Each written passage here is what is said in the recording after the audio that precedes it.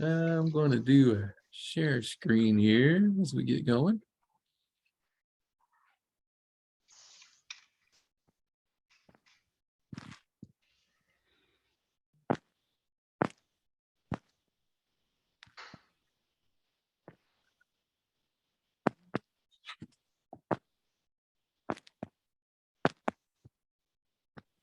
Let's see who we have. We're still a minute or two before 5:30, so Yeah. get started here in just a moment. Okay. Annette, is that Hi, who's on? How are you? I'm doing well, thank you. Can you hear me okay?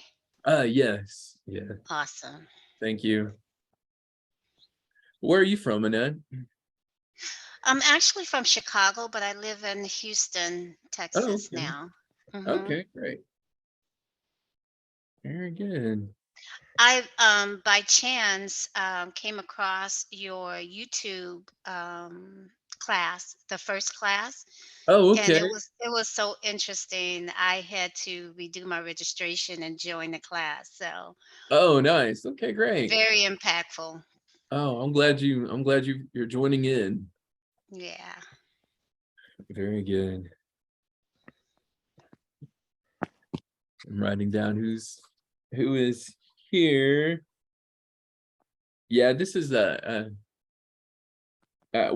of the things that I like about this, is if we miss a live class, we are able to catch it up on YouTube. Yeah, Um, that's a good access too. that's good. That wasn't always the case when I was going to school. We couldn't do that really. We had Right. to borrow somebody's notes. So this is a good means. I always tell my kids, you don't know how easy you have it.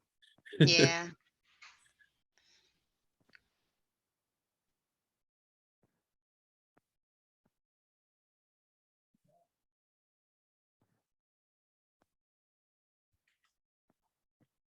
So you did see the first class videos. Yes. Very good. Do you look at the videos or the comments or anything like that, or you just put it up there and kind of let The it? the school administration puts it up.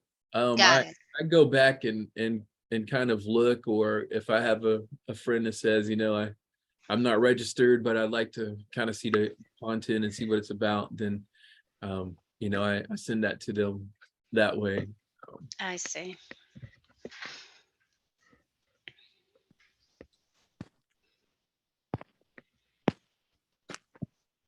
Did you make some comments on there? I did. Oh, okay. I'll go check that out, and I'll be sure to go back Pretty and much what I just said. I was just letting you know how a couple of things that you touched on last week about how you can see all of us as being marginalized when we look at it from a oh, biblical perspective. That I had never looked at it that way. I think yeah. someone else had mentioned that last week as well, that they Yeah. had not, looked at it from that perspective, and that was just, really insightful. So it's like I think I need to dig a little deeper with this class. So Oh, okay, good. yeah. Very good. Oh, looks like Ace is joining us. How are you, Ace? I'm good. How are you guys? Very good. Hello. Good. Very good. Now, where are you joining us from?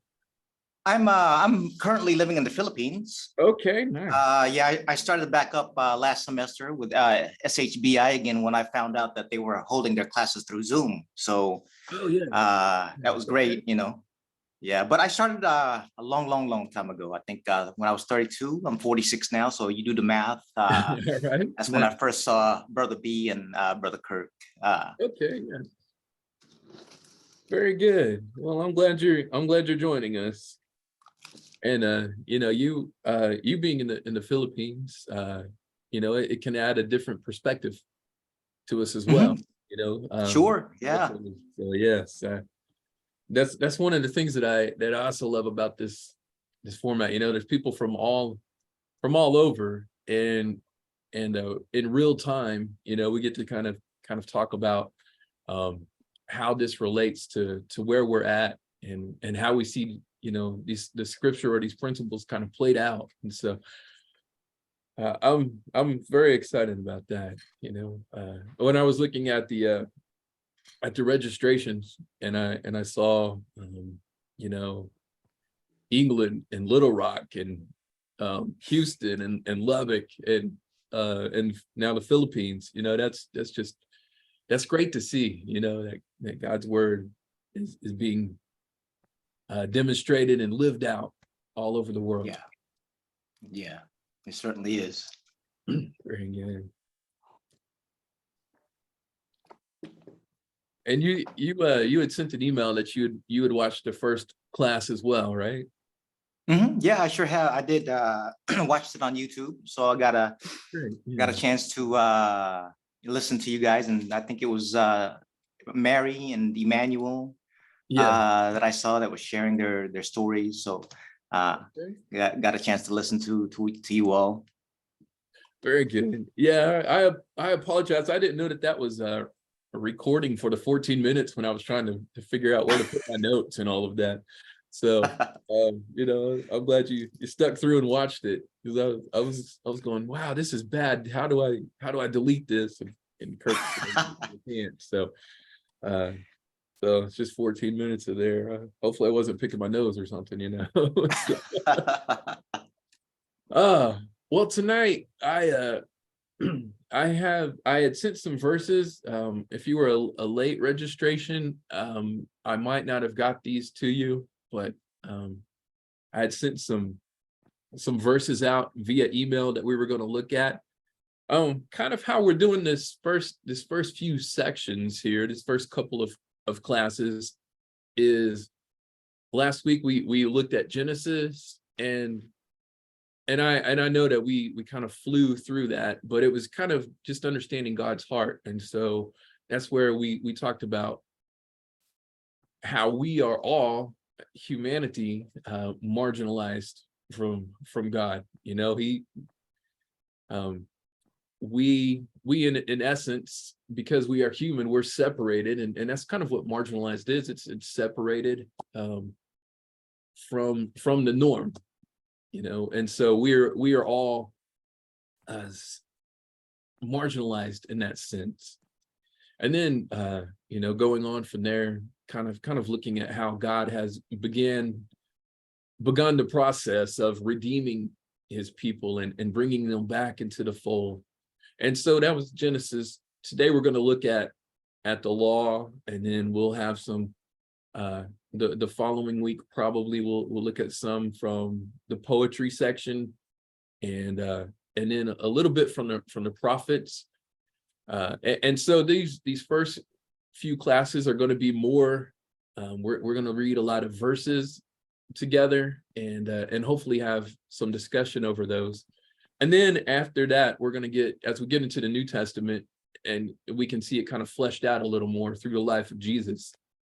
And then we're going to add in kind of more contemporary context of how we can help those that are marginalized, disenfranchised, of how practical application of God's heart for the people that are right beside us, you know, every day. And yet, even though they're right beside us, they feel marginalized or ostracized, disenfranchised. You know, there's a lot of terms that we might place there. And so that's what we're looking at and looking for. Was there anything throughout the week that we talked about in the first class that maybe you had some more questions about, or did it seem clear, or is it something that you're still kind of wrestling through? Yeah, I just want to know, do we have any like homeworks like in the other classes? We have like some notes to cover that we can hand in. I just wondered if we have one for this one as well. Yes, we will. Okay.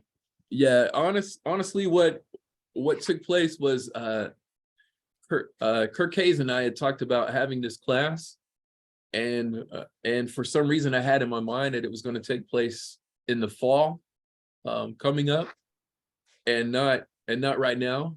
Okay. So I was preparing for it already. But then whenever I was getting into that area of you know, kind of some homework assignments and things like that, I didn't get to that in time, to be honest with you. And Okay. so in some ways this is being developed in real time. Mhm. There will be some, I have some in mind, and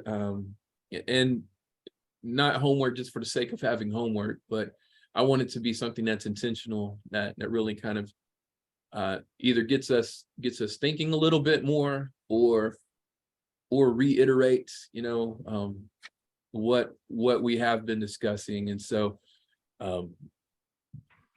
like the verses that I passed on, you know, if you we'll go through them again tonight, most of them, and you know, you can say that you've looked at them. I would suggest I know they come from a lot of different chapters, but I would suggest, if you see some that have, you know, more than a verse or two in that chapter, read at least that entire chapter, to kind of get the context of what's going on. Mhm. You know, because I could just pull something that says poor or foreign or something like that, you know, in a Bible concordance, and come up with something, but we won't fully understand it if we don't get the context. And so what we're going to do tonight is we're just going to see how many times in the law there are commands regarding those that are marginalized, those that are poor, or widows, or orphans. And so that's kind of what the intention is here tonight. Any other thoughts? Or Daniel, I had a question that I kind of put in the comment section. I was planning on revisiting the YouTube class from last week, but you had made a statement about the symbolism of Sarah's womb and Noah's Ark. And I didn't get to really write that down because I wanted to kind of, like you said, flesh that out a little bit. It okay, went by kind of fast. I don't know if it was, if you actually said that or if it was a recording, but it seemed like it was kind of fast, so I didn't get the okay, gist of that symbolism. yeah, all right. Well, we'll have a little extra time, and so I'll go over that one more time, just briefly, and hopefully that'll um so in Genesis 11 through 50, right, the um that's where we begin kind of the patriarchal stories, and patriarchs like Abraham. That's where the nation of Israel has its beginnings, and so the first 10 or 11 chapters of Genesis, we kind of talked about how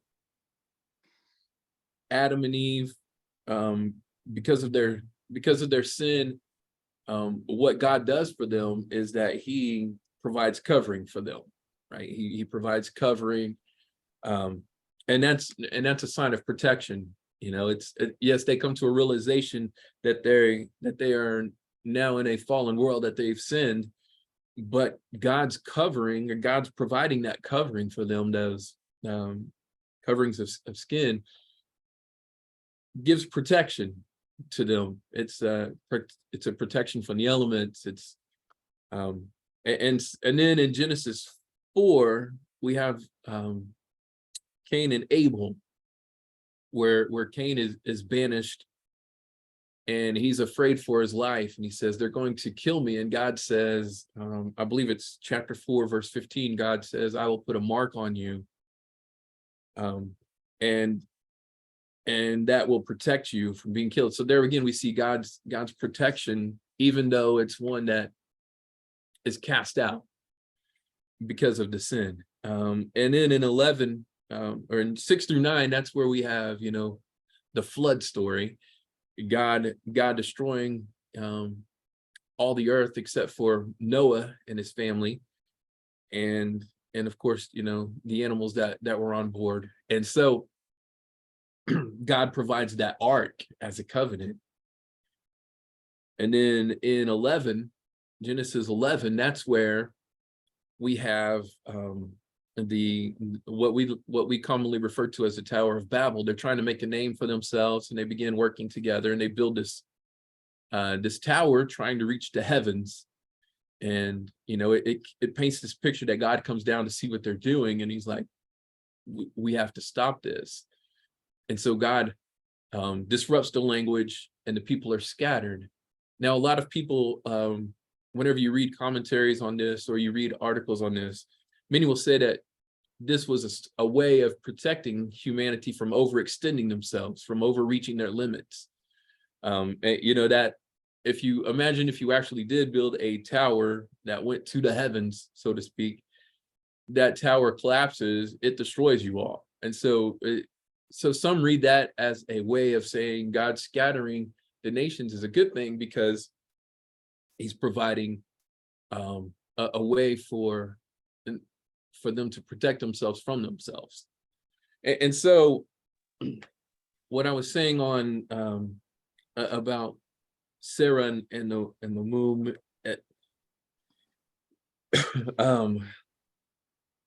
Sarah becomes a marginalized person because she's barren, right?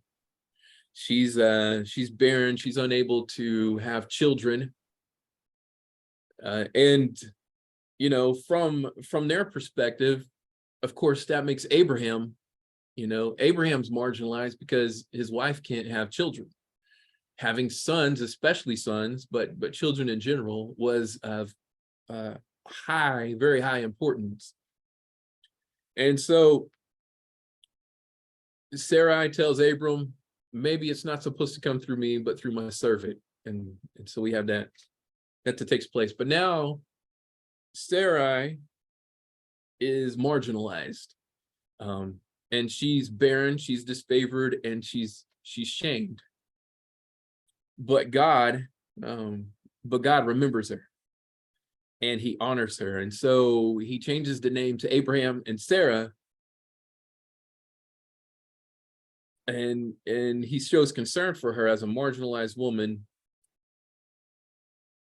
And just as Eve, this is probably what you were talking about, just as Eve was called the mother of all the living in Genesis 3:20, Sarah is named the mother of nations in Genesis 17. The woman who was made barren was made the new Eve in terms of the nations coming from her womb. The womb that was empty now becomes an ark that would carry the seed of the king of all peoples eventually. Got it. And so that's kind of where I went with that.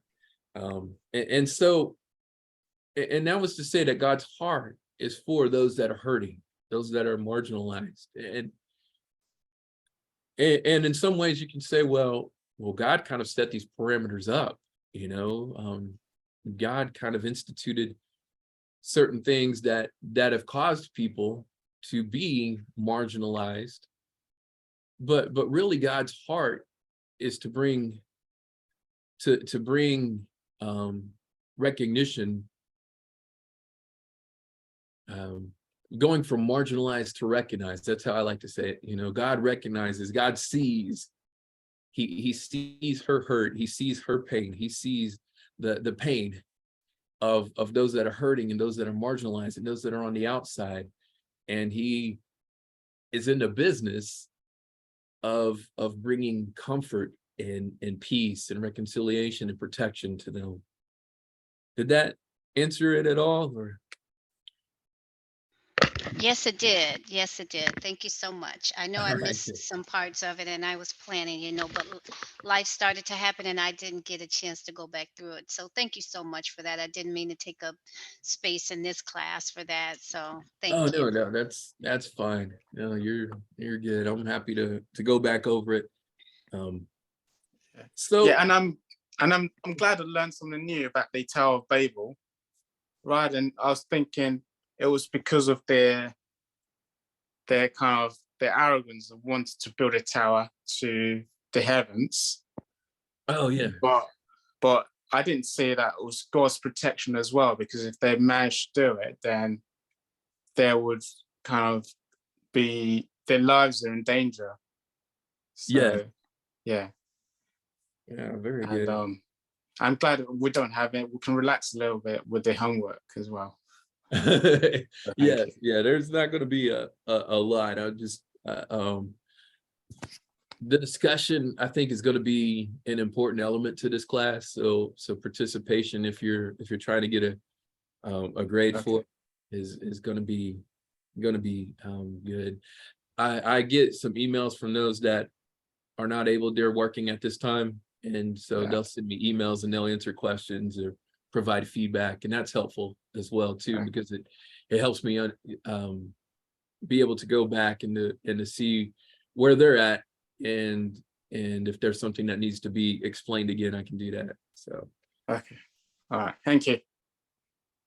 Let's see here. So today we're going on into the law, and so we got this first verse here that we're going to talk about, Exodus 22:22, and so it tells us, do not take advantage of a widow or an orphan. Now, he's also going to tell them, I don't have it written on here, but he also tells the people in verse 25 of that same chapter, Exodus 22, if you lend money to any of my people who is poor, any of my people with you who is poor, you shall not be like the money lender to him. You shall not exact interest from him.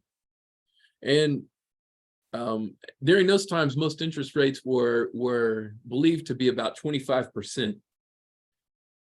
And it's like God is saying it's cruel to increase the burden on one of his needy kids. And instead, he's emphasizing compassion towards those that would be considered poor. He shows special attention for the most vulnerable. He teaches his people not to exploit each other. They have a lot to unlearn, I believe. The people have a lot to unlearn, because they have been an oppressed and enslaved people, right? And so they're living or have lived with this scarcity mentality where, things are hard to come by. And so he's reminding them to be compassionate because he's compassionate. And as I was thinking about that, I work at a mission. I'm in Muskogee, Oklahoma. I don't know if I said that last time.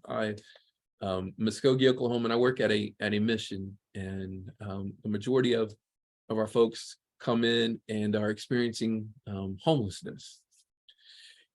One of the things that I think is interesting is you get one of two extremes. I'll get some that say, man, I know how hard it is. I know where I've come from. I know that my life has been one that's been hard for things to come by, and they're quick to share with anyone else. They're quick to share with somebody else who might have a need, whatever that is. And then I get the other half of the group that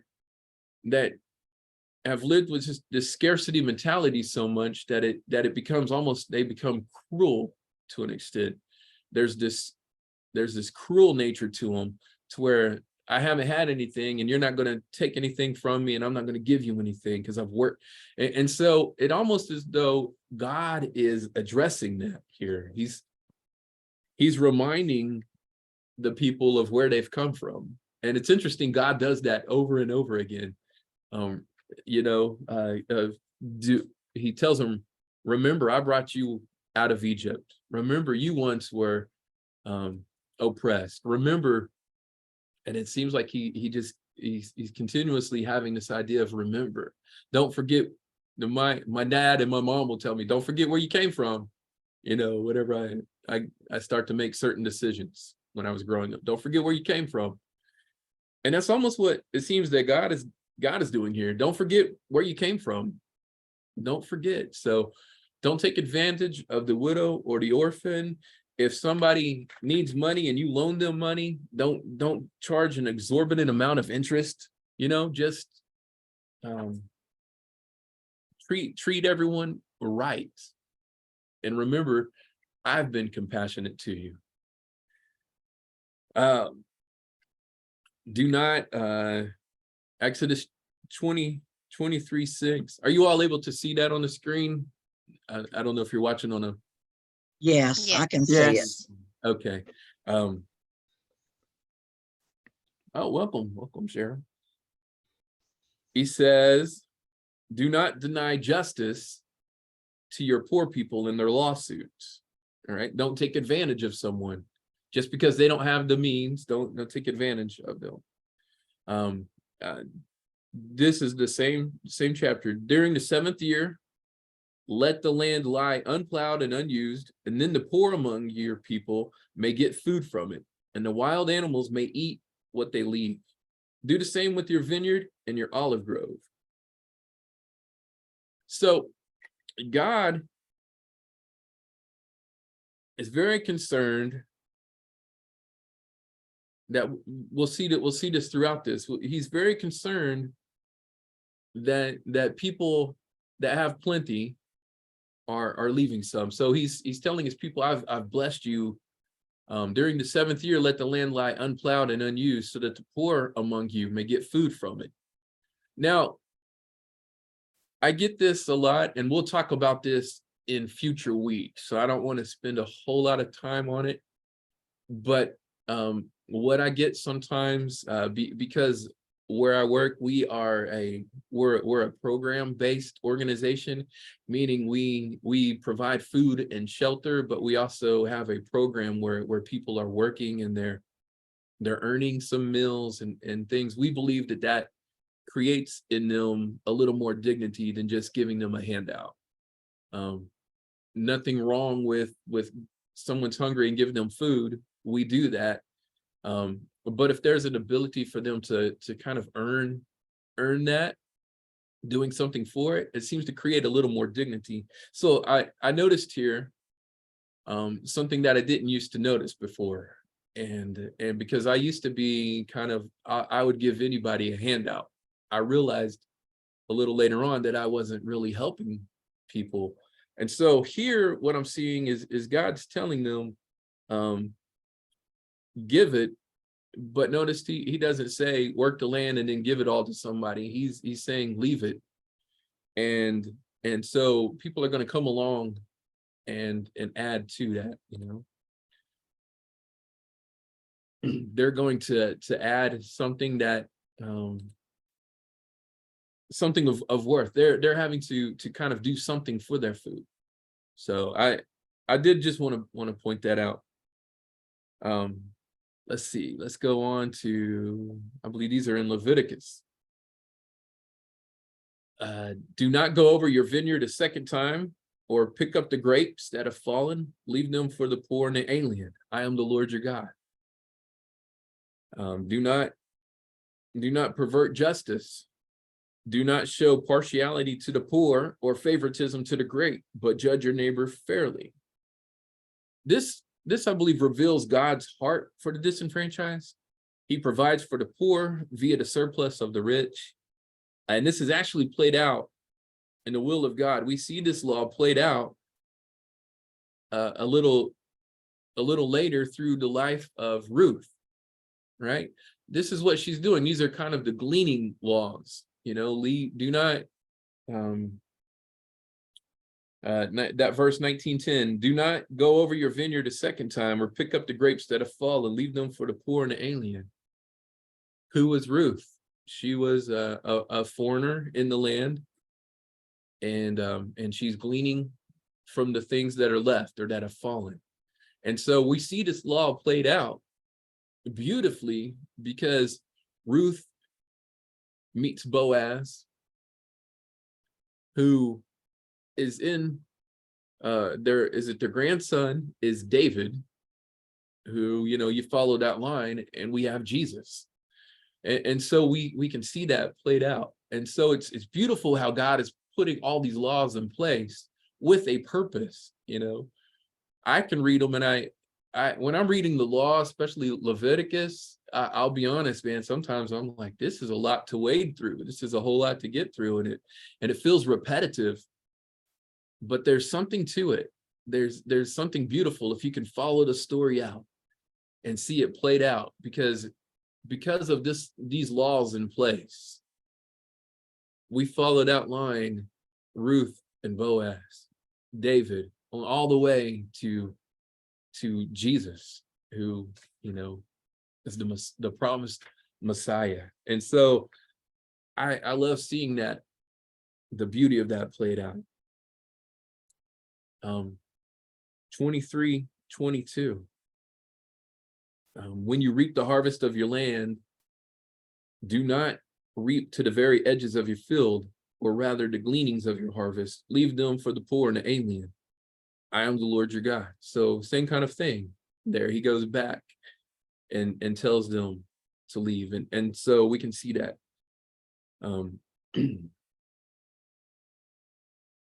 This one's a little longer section here, because I combined 3 verses.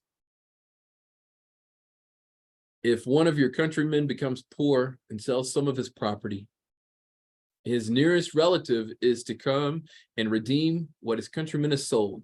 And if one of your countrymen becomes poor and is unable to support himself among you, help him as you would an alien or a temporary resident, so he can continue to live among you. If one of your countrymen becomes poor among you and sells himself to you, do not make him work as a slave. So he's putting parameters, he's putting restrictions on how people are to be treated.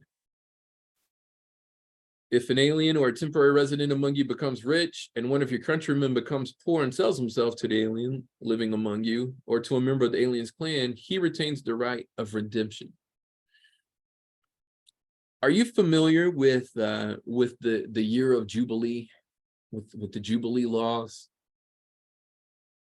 Yes, I think from what I've heard, I'm not sure this is true, but from what I heard, is that after a certain number of years, Yeah. that they're supposed to release people of their debts or something Yeah. like that. Okay. Yeah. Very good.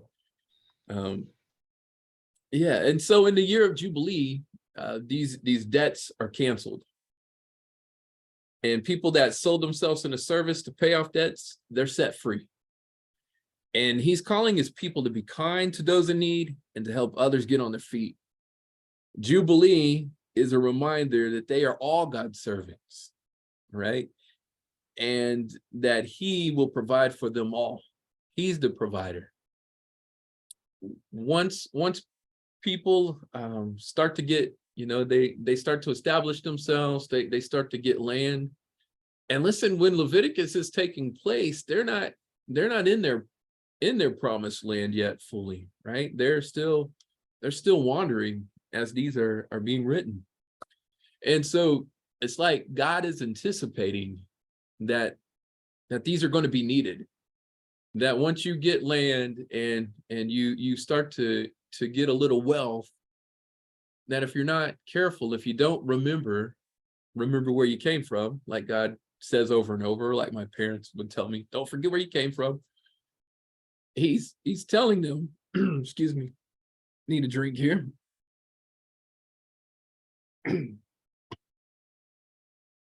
But he's telling them, don't forget to be kind. Don't forget that you also had nothing at one time. I'm the one that provides for all of your needs. And so he provides for the needy, and he calls those that have to share with those who do not have. Does anybody have any thoughts so far on these? Daniel, Yes. this is Cheryl. Hey, Cheryl. We talk about, God has to remind them over and over again about these things. And it's amazing how quickly they forget Yes. where they've come from.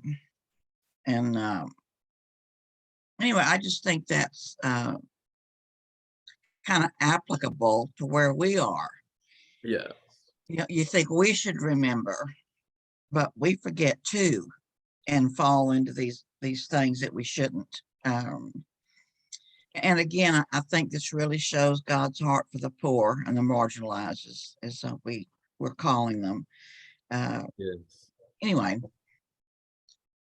Yeah, definitely. I believe it does. Yeah, and so it shows, you know, it shows his heart. We do, if we're not careful, we do have this tendency to kind of forget where we come from. Um, you know, and even whenever you get into the New Testament, and you're thinking from a spiritual aspect, um, of our salvation process, of the grace that's given us. Paul, you know, says, you know, we're saved by grace, and then he tells us not to use our grace, or not to abuse our grace, right? So does this mean that I should just keep on sinning so that grace may abound? By no means. We have this tendency as human beings to forget, where we come from, to forget that we didn't necessarily earn what we have. We were given it by God. So even our grace, our salvation, we had no part in that. We were given that freely by God. And so therefore, you know, we are to extend forgiveness. We are to extend grace to others.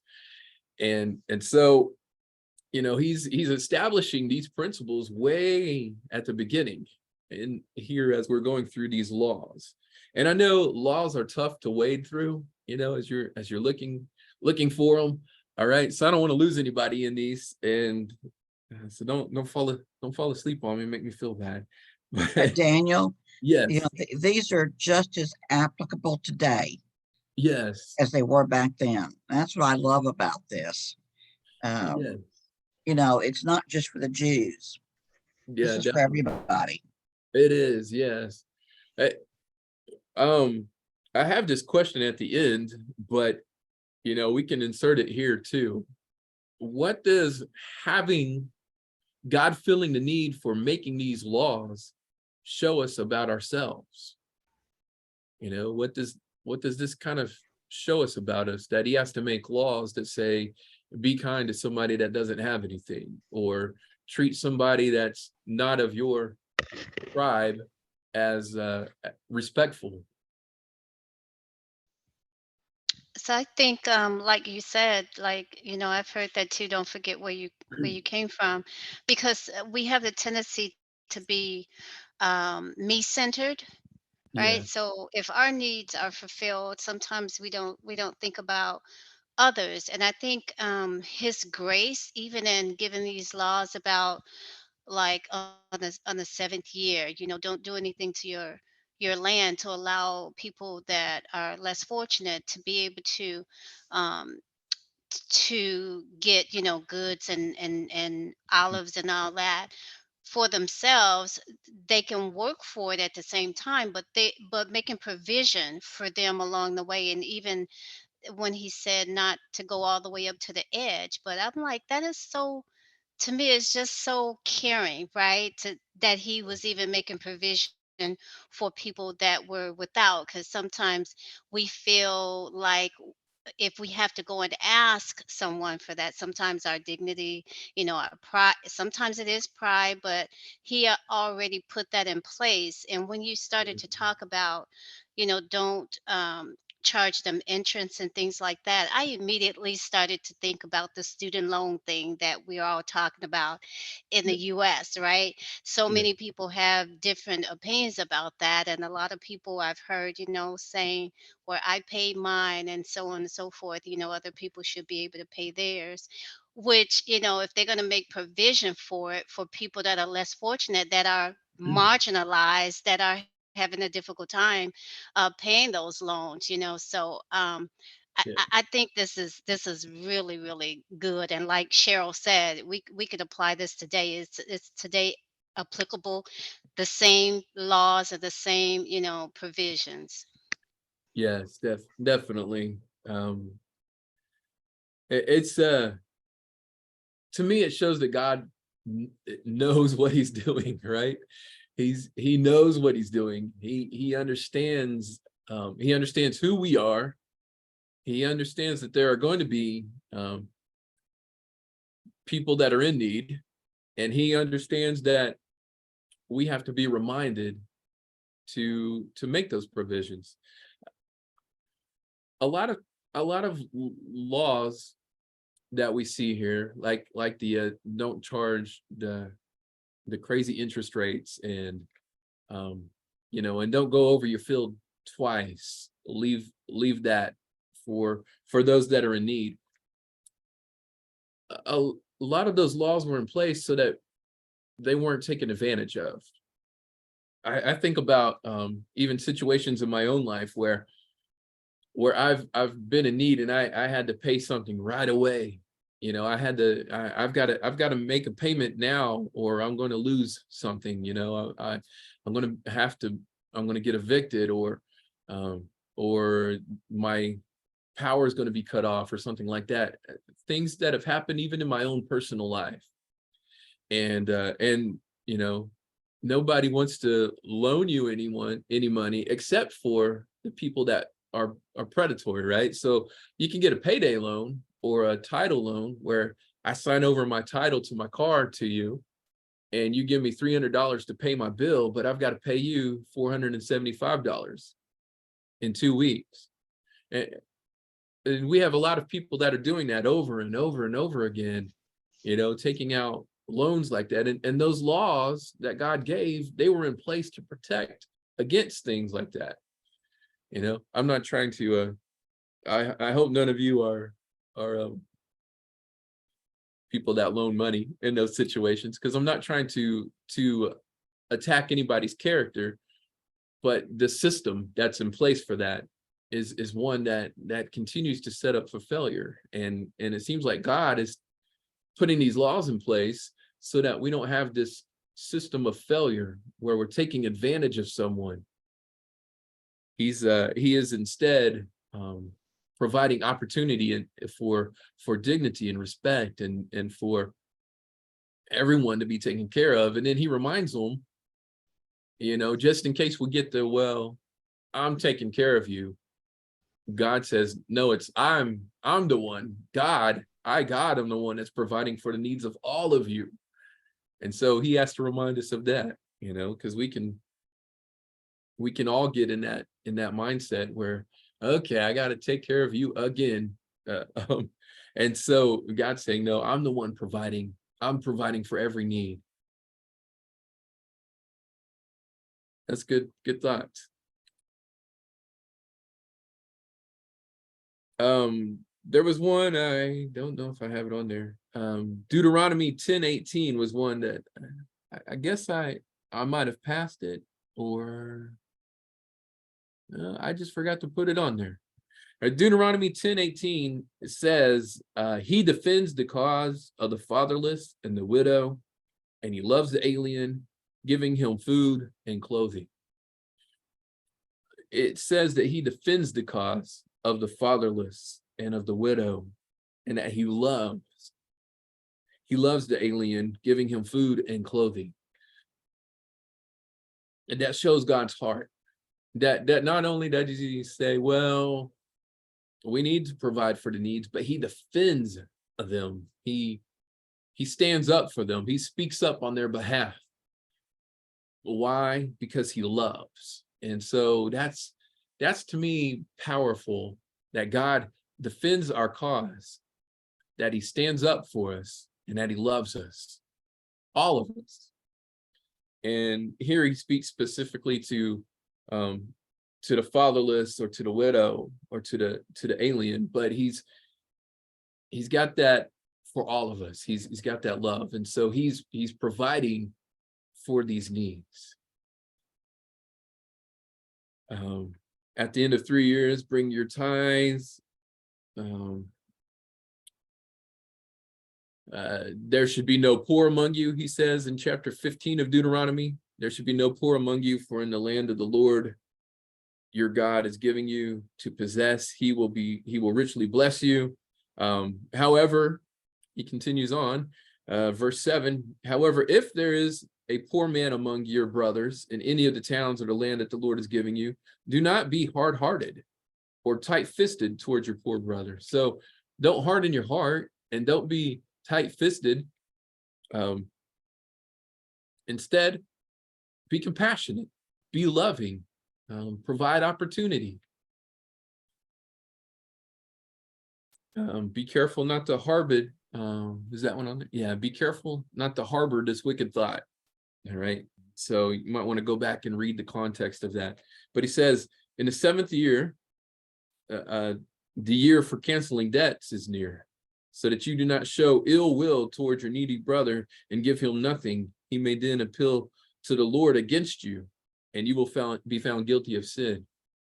So if you loaned to someone, or if someone says, I will work for you to pay off my debt, then as they got closer to that 7-year period, that debt would decrease. And so he's saying, don't, even though it's close to the time for all the debts to be canceled, still have compassion. All right. And that guards against what we were talking about, the what's in it for me kind of mentality, the me first mentality. Do not take advantage of a hired hand who is poor and needy, whether he is your brother, a brother Israelite, or an alien living in one of your towns. Do not deprive the alien or the fatherless of justice, or take the cloak of the widow as a pledge. So don't deprive them. Don't take anything from them. Love them. And God continuously, over and over, tells us law after law after law that we are to show compassion, that we are to show respect.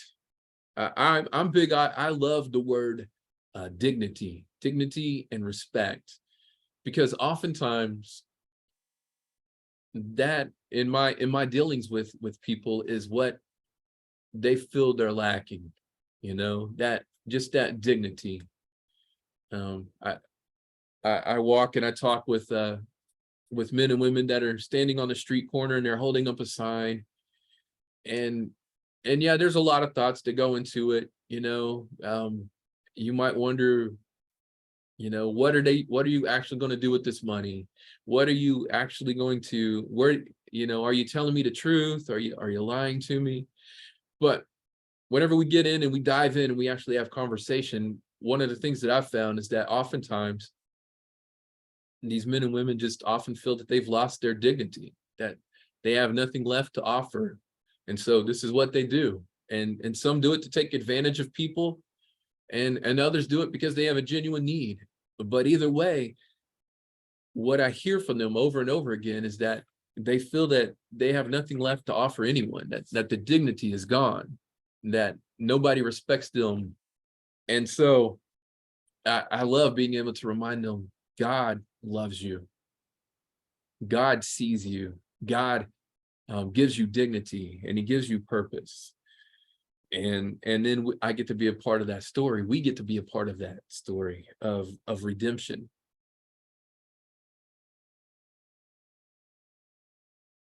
I'm looking for, I lost my place here. I got excited.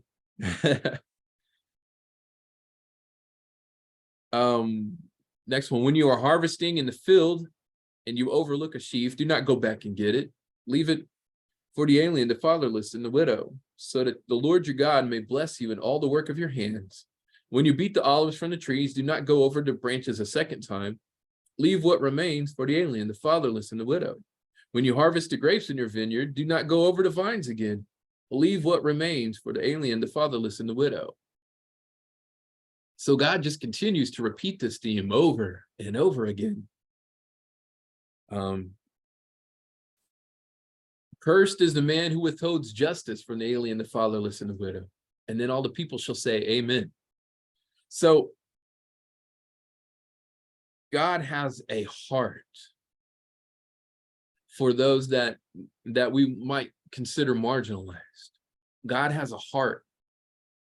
He has a love, and he upholds He upholds justice for them. He defends their cause. Now the law, I get it. Sometimes it's difficult to wade through. All right. Leviticus is a tough book to get through. If you just start at Leviticus and try to read it all the way through, you might stumble through it. But through this law, we can see God's heart. We can see his heart for those that are considered marginalized, the poor, the foreign, the widow, the orphan, those that society seems to not have a place for at times. Now, there's the more famous examples of concern for the marginalized and the outsider in the Torah are the Jubilee, the debt tithes, the gleaning laws. And that Jubilee law is set aside, we talked about it a little bit, the Jubilee law set aside 1 year out of every 50 years during which a variety of legal obligations would be completely reset. For example, the law that provided for bonded labor in the event of an Israelite becoming impoverished. If an Israelite became a bonded servant to another Israelite, then the term of that bondage could last only until the Jubilee year. That is a if an Israelite became the bond servant of an I'm sorry, let me repeat that statement. If an Israelite became the bond servant of an alien or a temporary resident, that is a non-Israelite living in the land, the bondage could be redeemed for the price based on the number of years until the next Jubilee. So God always provides a way for us to be free from the obligation of a debt to any man. And I think that is a kind of a beautiful design that God came up with, that we are not indebted to man because God is the ultimate provider of our needs. So think about, here's kind of where some discussion will hopefully come in. We've got a little bit of time here. Or we actually have plenty of time. Think about somebody that you know or know of that others or society would consider marginalized, that they would consider to be kind of on the outside. And think about how these laws might apply in that situation. So we're seeing it as it's written. All right. I live in a town and I'm not a farmer. I don't have fields, but this still applies to me, right? So how can you see this played out in the context of where you are? How can you see these laws at work? Brother Daniel, this is Risha. Hey, Risha. Hey, how are you? Very well, thank you. Well, I have a situation at work where this young man, he has ADHD and some other mental problems, and other people talk about him and make fun of him, and I always find it that it's my responsibility to take up for him. Yes. Because I was like, what has he done to you? Why would you say that about him? I was like, he never done that to me. He's dealing with issues, So I always feel the need to take up for him, because I understand he probably can't take up for himself, or, he see, which they are being like rude to him and, treat him like an outsider because of the way he is. Yeah. It's tough. Yeah. So as a child of God, I feel the need. That's my responsibility to step in and take up for this young man. Yes. Very good. That's defending the cause. Yeah. right? Yes, You're sir. defending the cause of that gentleman. So yeah, that's good. That's a good example of how it's played out in modern times. Hey, Daniel, Yes. I guess looking at that very first verse, and maybe I can talk a little bit about it, of how I see it being applied in my country. But I wanted to go to that verse that said, do not take advantage of a widow or an orphan. Yes.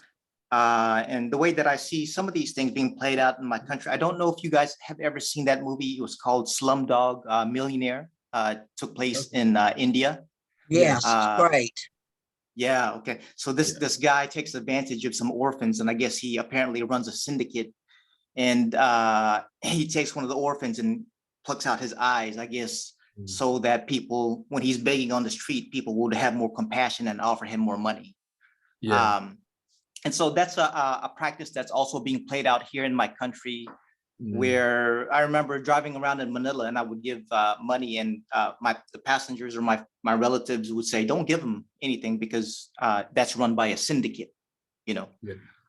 And it's probably not true in every case. There are probably some people, on their own accord asking for money. But it seems to be a practice that not only in India that we saw in that movie, but here in my country also, that Mm. people are actually out there taking advantage of orphans and profiting from it. Oh, know. wow. Yeah. Yeah. Yeah. That's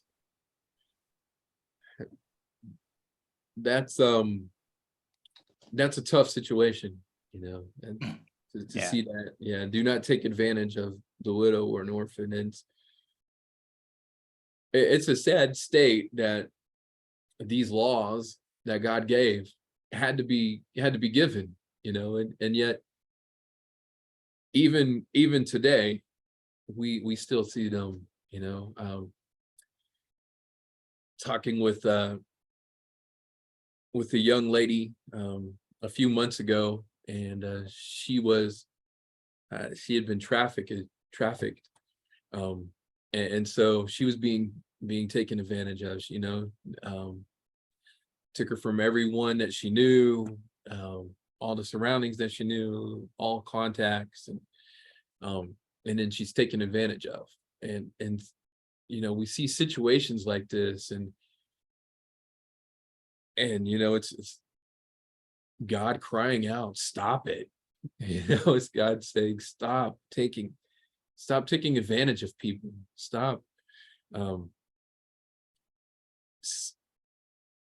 have compassion, have love for one another. Daniel, Yes. I was thinking about some of these preachers uh, that are on TV and how I think they take advantage of poor people. Okay. They're always asking for money. I have an ex-daughter-in-law who was listening one time, and they said, we'll give you a free Bible. And so she filled out something. Well, then they said, well, you have to pay for shipping. Mm-hmm.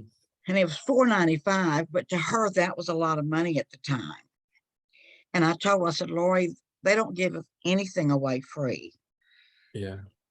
And, that's not right. That is not what God would do.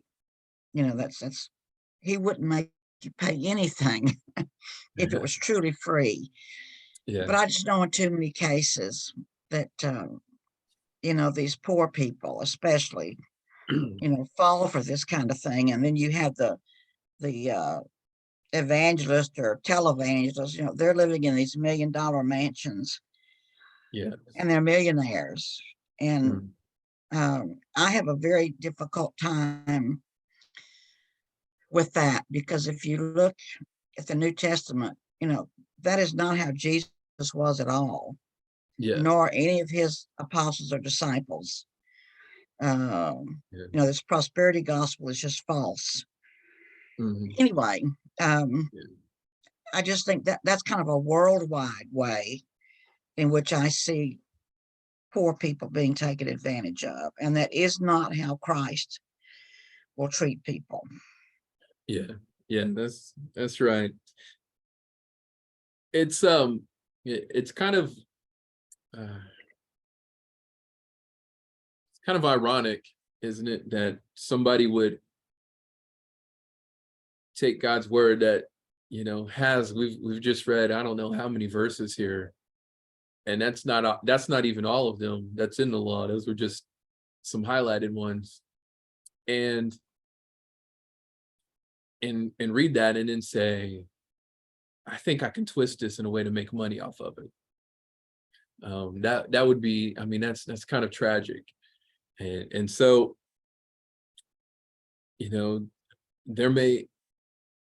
I don't want to judge all televangelists in that manner, but you know, I know, or I believe, I should say, that there are some, at least some, you know, and I have my thoughts on it, and that are taking advantage of people, you know, and they don't necessarily even have to be televangelists. They could be, you know, just everyday preachers, maybe even, Right.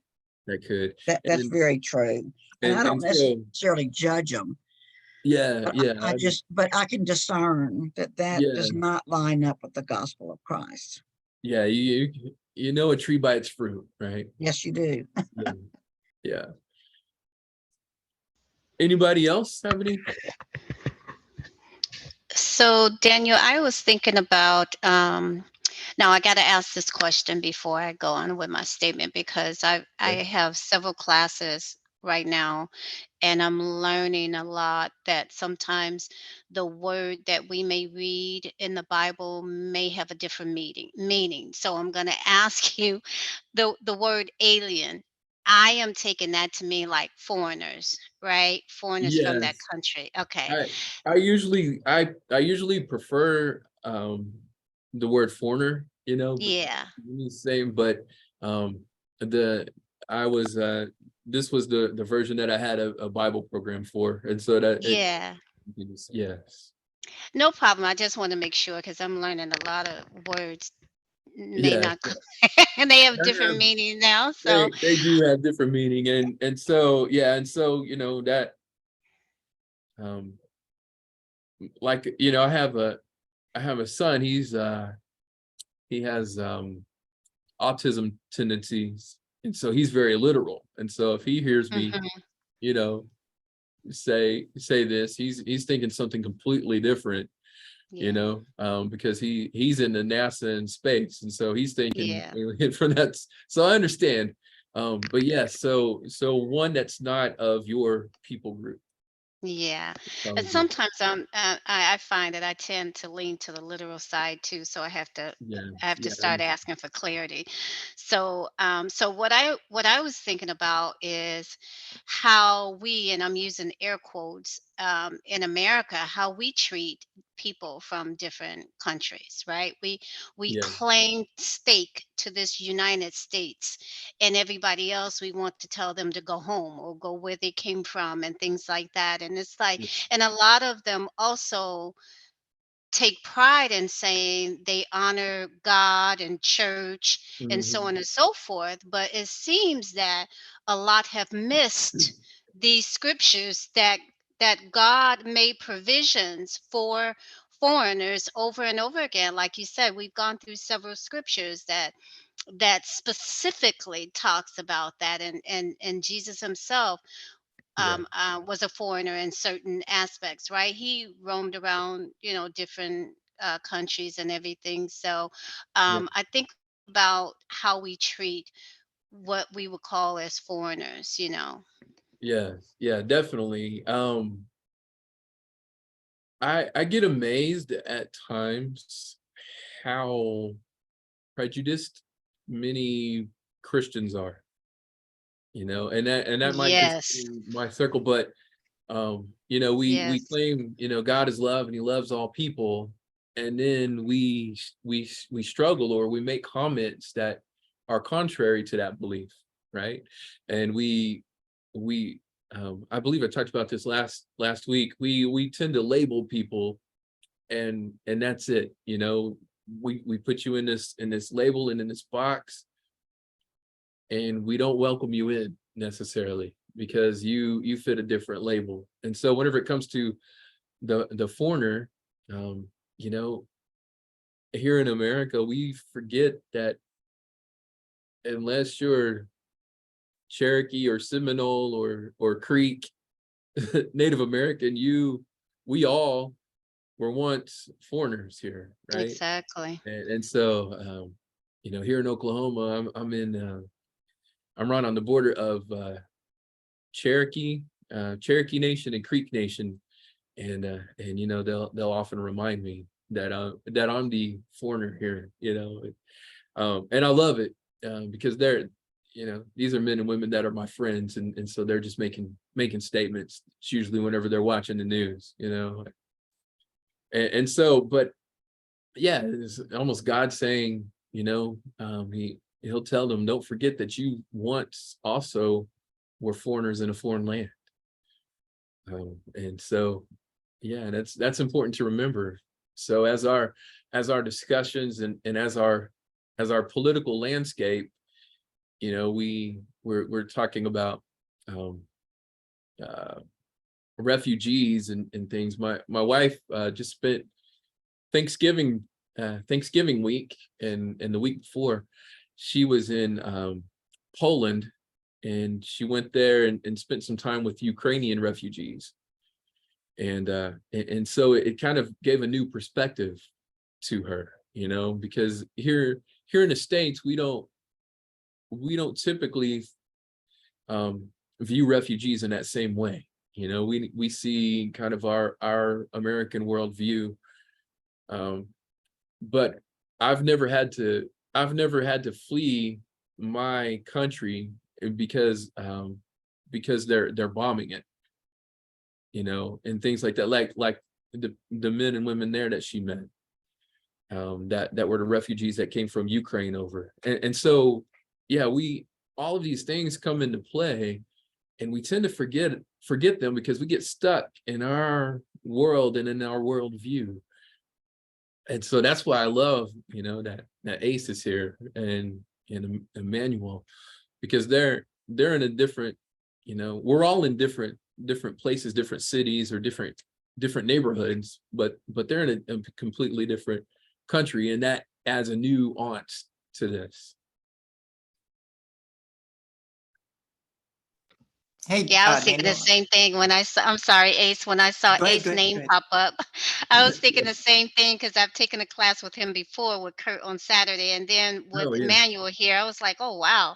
I feel like this adds so much value to the class because I've never traveled outside of the US, out, you know, other than like Caribbean islands and things like that. So to hear other people perspective, because my daughter tell me all the time that the US has a worldview that is totally different from other places that she's traveled abroad and things like that. Mhm. So to hear Ace and Manuel's take on things, I'm like, this is going to be a great class. I get to learn something from a different perspective. Yeah. Yes. Yes. You know, I was just thinking too when we were talking about the foreigners, and it made me think about another law that if a foreigner who was non-Jew wanted to become a Jew, he could do that by taking the sign of the circumcision in the Old Testament. And it kind of made me think that maybe in some sort of way that by inserting that into the law, that maybe God himself was maybe hinting to what was his plan for the future, you know. And Yeah. Yeah. Yeah. yeah, I saw this verse. I just wanted to read it. It's in the New Living Translation. I thought it put it pretty well. And I tell you this, that many Gentiles will come from all over the world, from east and west, and sit down with Abraham, Isaac, and Jacob at the feast in the kingdom of heaven. You know, Oh, yeah. so it seems like just by having that in the law, it seems to be pointing to maybe the Great Commission when Jesus is telling his disciples, go out into all the world, you know, all the nations, you baptize them, you know. So Yeah. it seems to give me the picture that we are all really just one family, you know. Yeah. Yeah. It's very good. Yeah. That's great. Um, yeah. I thank you for sharing that.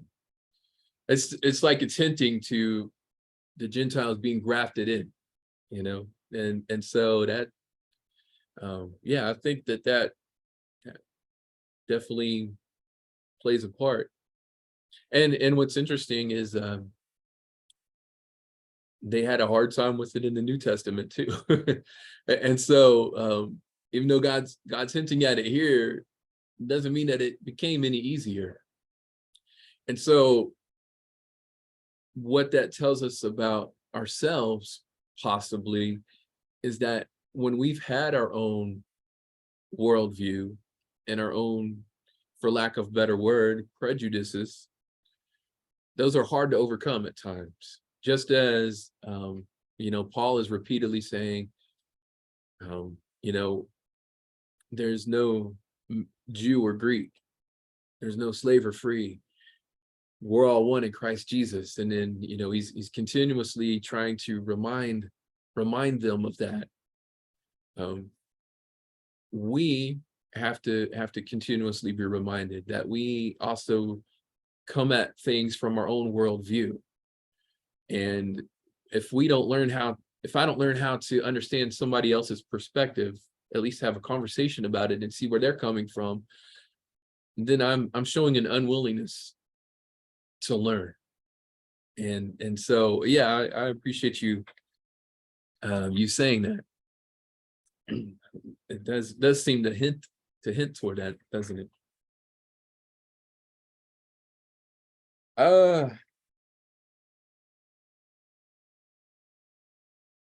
So we talked about kind of the validity of these laws today.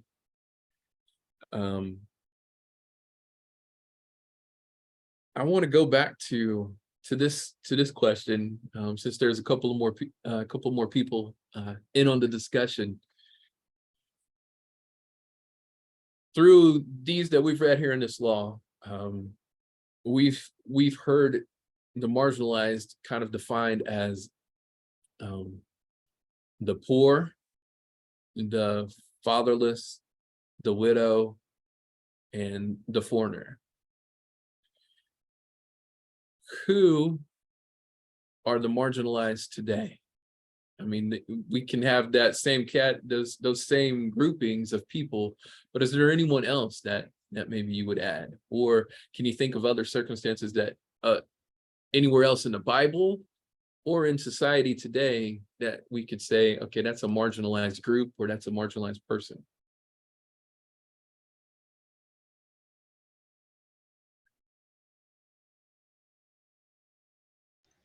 I think maybe sick people that may not be able to afford health care.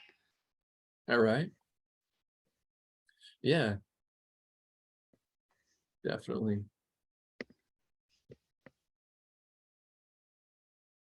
We I think at least here in the States, we're a little better. We're a little more inclusive now than in the past, but you know, I remember as a kid seeing somebody maybe that was in a wheelchair, and that was like I kept like, what's wrong with you? You know, and I wasn't trying to be rude or cruel. I was just curious.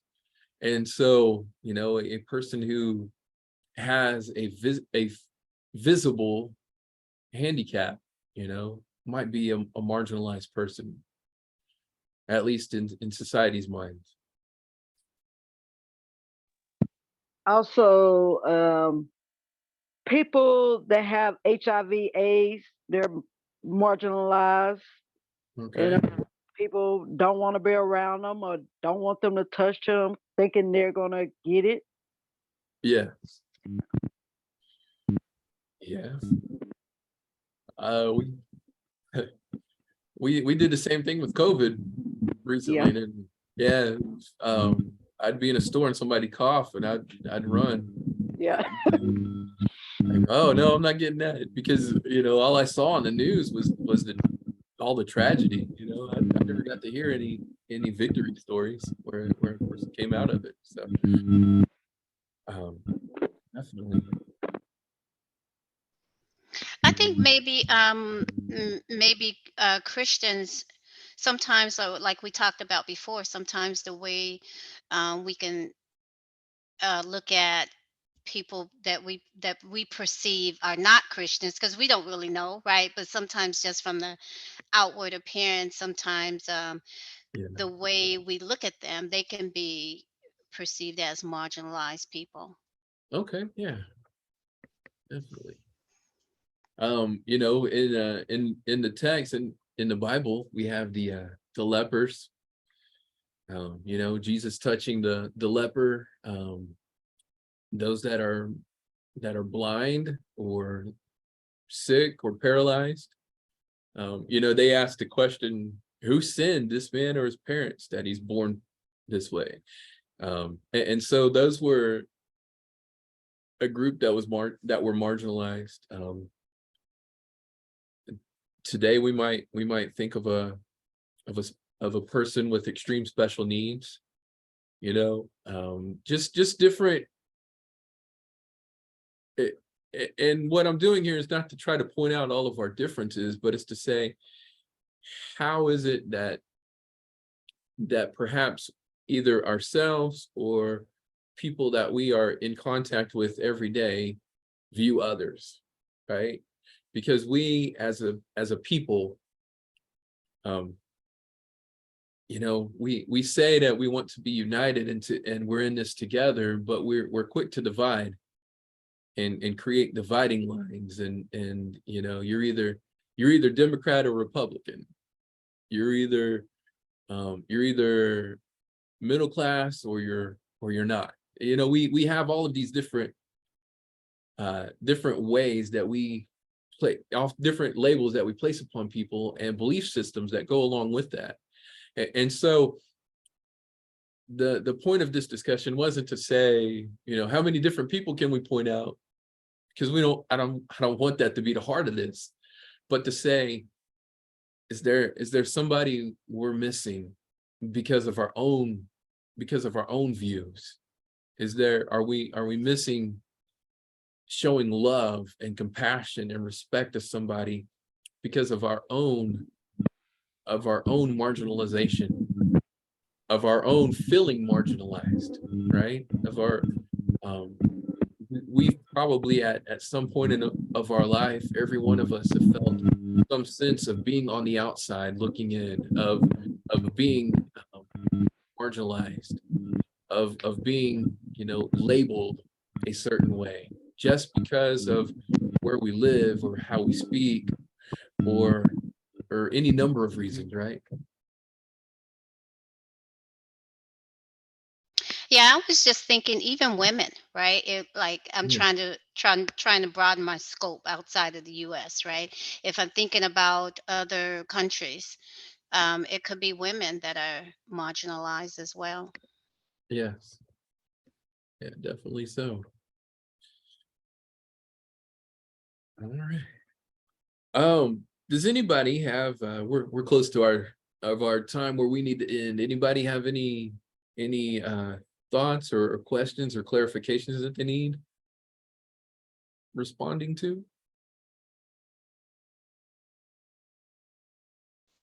I just wanted to say, I know you said you're not trying to point out the differences and or things like that, but sometimes I think doing that actually helps me. Yeah. I'll speak for myself. So it will help me, because if I'm looking at a certain group of people that we actually talked about, it helps to rein in sometimes even my own unconscious biases, when I start to see a certain thing or the way I may react to someone. So it helps me, like, okay, we discussed that group of people. Why am I having this type of feeling? So just pointing it out, I think it just helps me to be aware of my own feelings. Yes. Yeah.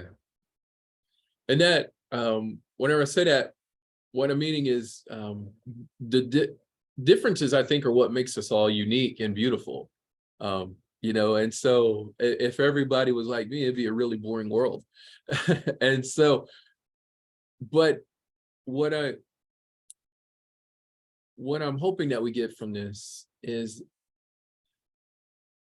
the differences, although they are very wide, bring us under the same kingship of God. So this verse that's up here, cursed is the one who withholds justice from the alien, the fatherless, the widow. It could, in our context, be blessed or cursed is the one that withholds justice from, and in any of these things that we've mentioned, right?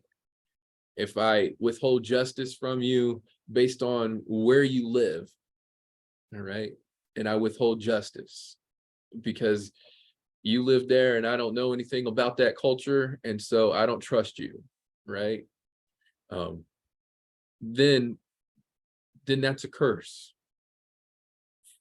And even if it's, and the opposite could also be true. Blessed is the one who provides justice to the one that is unable to provide justice for themselves. So, you know, if you're coming into a situation and you're seeing things from a different perspective, it helps us to see this is a person that deserves justice. This is and justice, what I'm meaning by justice, I believe justice means the way things ought to be. If things were the way that they ought to be, then this would be a just world, right? So if we all had equal opportunities, that's justice. But we know the reality. The reality is that not everybody has an equal opportunity because we have all of these divisions. And so the divisions make us unique. The labels or the differences, they make us unique and they make the world a beautiful place.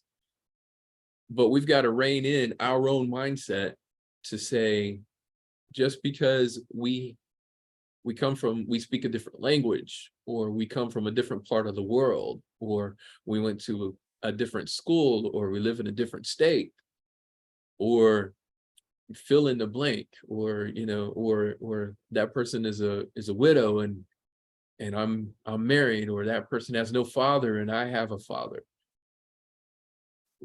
Just because we have those differences doesn't mean we have any right to treat someone differently. Because whenever we do that, we're not showing justice. We're not showing the world as it ought to be, because God's coming in and he's like, yeah, if they want to become a Jewish, then here's what they must do, right? And it's the same for us. We are, you know, go into all the world. Go into all the world.